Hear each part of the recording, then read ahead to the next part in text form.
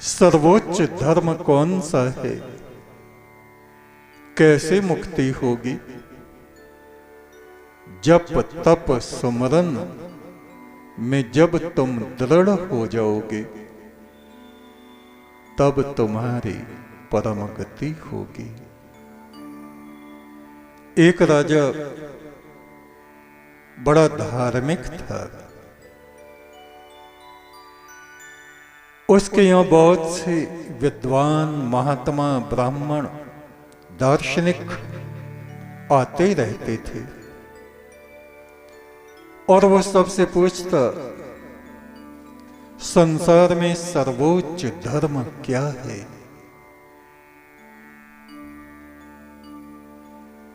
जिसका मैं पालन करूं और मेरा मोक्ष हो जाए। तमाम तरह के महात्मा आते, जो जिस संप्रदाय में दीक्षित होता, वो अपने संप्रदाय को, अपने धर्म को सर्वोच्च बताता। राजा की संतुष्टि ना होती।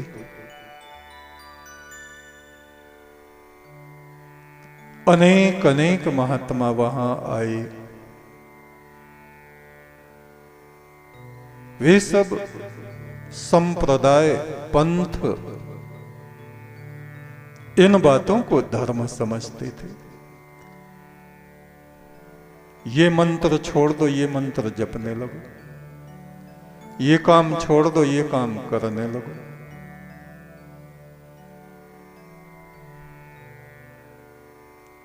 हमारे जैसे बड़े बड़े कुंडल पहन लो, मुक्ति हो जाएगी। हमारे जैसे गेरवे कपड़े पहन लो, मुक्ति हो जाएगी। कोई कहता मेरे जैसे काला चोगा पहन लो, मुक्ति हो जाएगी।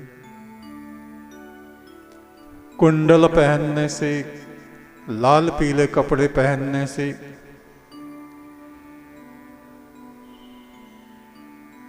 लंबे लंबे केश रखने से अगर मुक्ति होती। महिलाएं कभी लाल कपड़े पहनती हैं, कभी पीले पहनती हैं, कभी नीले, सारे रंग पहनती हैं। आदमी तो ज्यादातर सफेद पहनते हैं और वे सफेद भी पहनते हैं। और पुरुषों के छोटे छोटे बाल और उनके लंबे लंबे बाल। सारी दुनिया भर की औरतें अगर बाल रखने से कोई मुक्त होता तो वे तो सब मुक्त हो गई। नहीं, राजा को संतुष्टि नहीं हुई। बरसों बीत गए, वो उदास रहने लगा। उसको धर्म का तत्व समझ में नहीं आया। एक बार उसके यहां एक फकीर, भीख मांगने वाला आया। उसने राजा को गौर से देखा। कहा, महाराज, आप स्वर्ण सिंहासन पर बैठते हो,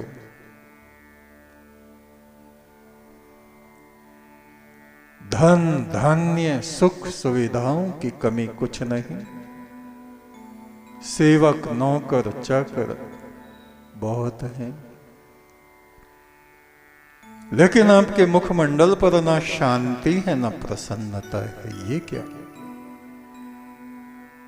राजा ने कहा, मैं किसी ऐसे धर्म को ढूंढ रहा हूं जो सर्वोच्च हो, जिसका पालन करके मेरी सद्गति और मुक्ति हो जाए।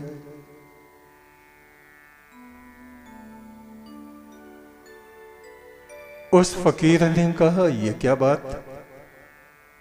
धर्म तो हमने बहुत सुने, सर्वोच्च धर्म, माध्यमिक धर्म, निकृष्ट धर्म कोई नहीं सुना। जो जिस धर्म में है, जिस पंथ में है, उसको वो श्रेष्ठ बताते हैं।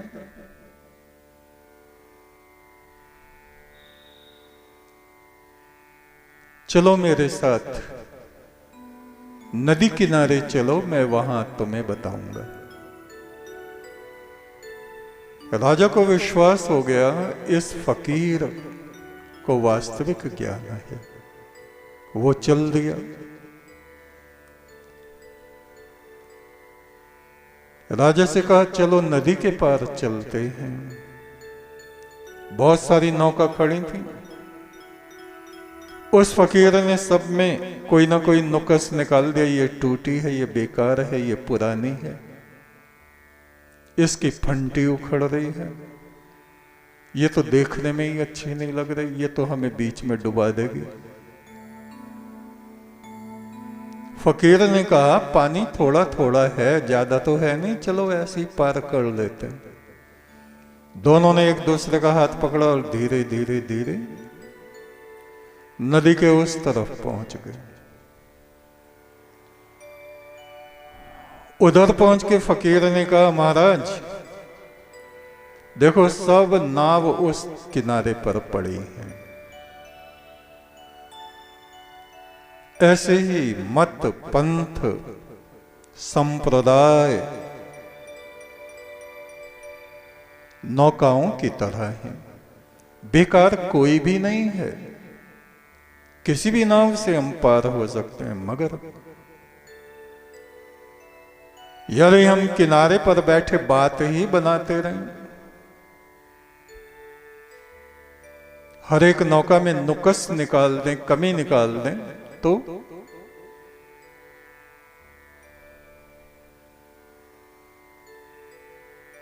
एक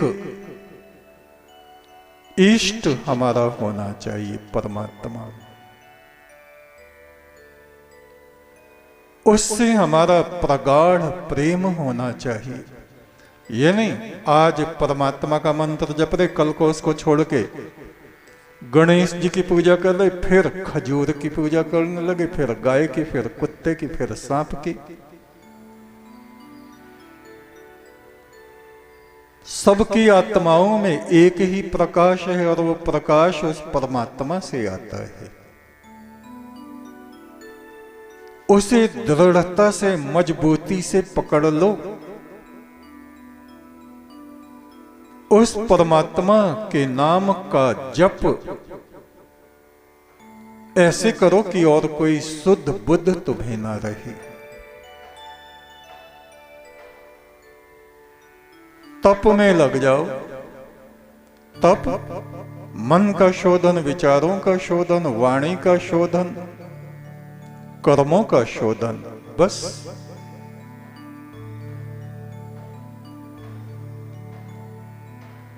उस प्रभु के नाम का जप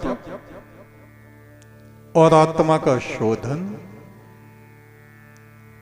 और सब में उस परमात्मा के ही प्रकाश को देखो, किसी में बुराई ना देखो। दृढ़ हो जाओ।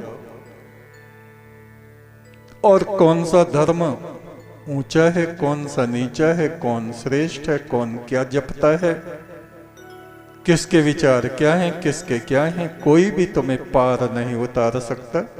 वे तो अपनी शंकाओं में खुद ही डूब जाते हैं। वे तो स्वयं ही दूसरों की आलोचना करते रहते हैं, वो उसको बुरा, वो उसको बुरा, वो उसको बुरा बताता है। चार अलग अलग संप्रदाय वालों को एक जगह बैठा के उनकी बात सुन लो, उनमें आपस में बनेगी नहीं, चारों बेकार। तुम उस परम ब्रह्म परमात्मा को अपना मित्र, अपना दोस्त, अपना महबूब बना लो, बस। और उसको कभी छोड़ना मत और किसी और की बात करना मत, क्योंकि वो परमात्मा ही सब में समाया है, वो ही सर्वोच्च है। जिनसे, जिनका उस प्रभु से प्रेम लगा है, वो ही निर्मल आत्मा है, और तुम भी हो जाओगे। इधर उधर की बातें छोड़ दो। राजा को पूर्ण रूप से शांति हो गई, रास्ता मिल गया। उसने दूसरों से पूछना छोड़ दिया, तुम्हारा मार्ग क्या है, तुम क्या जपते हो, तुम क्या जपते हो, तुम क्या करते हो, तुम कैसे पूजा करते हो, कोई कुछ भी करते रहो। तुमको जो बताया गया है सर्वोच्च वो परमात्मा है। जो उससे जुड़ जाता है वो सर्वोच्च शिखर पर, ऊंचे से ऊंचे शिखर पर पहुंच जाता है। मत निंदा किसी की करना, न अपमान किसी का करना। सब में विराजे पुरुष ब्रह्म, तुम उसका सिमरन करना। सब में विराजे पुरुष ब्रह्म, तुम उसका सिमरन करना। एक तू सच्चा, तेरा नाम सच्चा।